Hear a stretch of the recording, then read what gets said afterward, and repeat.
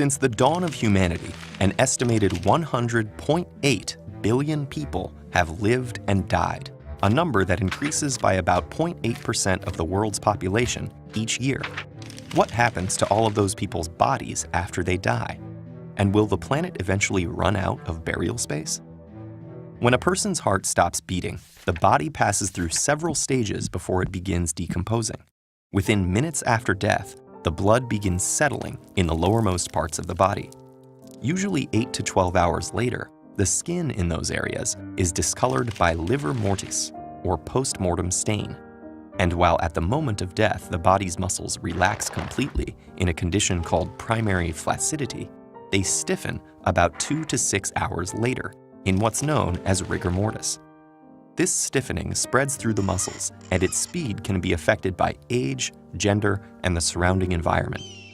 The body also changes temperature, usually cooling off to match its environment. Next comes decomposition, the process by which bacteria and insects break apart the body. Many factors affect the rate of decomposition. There is, however, a basic guide of the effect of the environment on decomposition called Casper's Law. It says that if all other factors are equal, a body exposed to air decomposes twice as fast as one immersed in water, and 8 times as fast as one buried in earth. Soil acidity also greatly affects bone preservation. High acidity soils with a pH of less than 5.3 will rapidly decompose bone, whereas in a neutral or basic soil with a pH of 7 or more, a skeleton can remain in relatively good condition for centuries. Different cultures throughout history have developed unique approaches to burials. As far back as the first Neanderthal burials, death was accompanied by rituals like the positioning, coloring, or decorating of corpses. Traditional Christian burials decorate the body in dress, while in traditional Islam, a body is wrapped in a piece of ritual fabric with the face oriented toward Mecca. Traditional Hindus ceremonially burn the body, and Zoroastrians, followers of one of the oldest monotheistic religions, traditionally place bodies atop a tower to expose them to the sun and scavenging birds.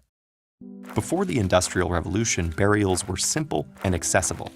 These days, with suitable burial land running out in high population areas, purchasing private grave sites can be costly, and many people can't afford simple burials.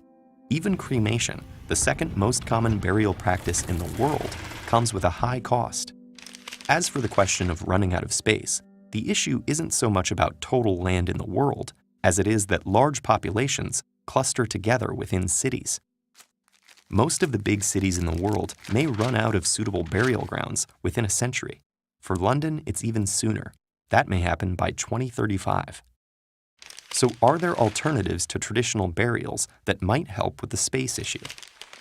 In some countries, skyscraper cemeteries enable vertical burials. Some options focus on the body's relationship with the environment. Promescin, for example, freeze-dries and pulverizes the body, creating a powder that can turn into compost when mixed with oxygen and water. There are also green burials that use special materials such as biodegradable caskets, urns that sprout trees, and burial suits that grow mushrooms. Eternal reefs take that concept to the depths of the ocean, using a mixture of ashes and cement to create marine habitats for sea life. Death is an inevitable part of the human condition, but how we treat bodies and burials continues to evolve.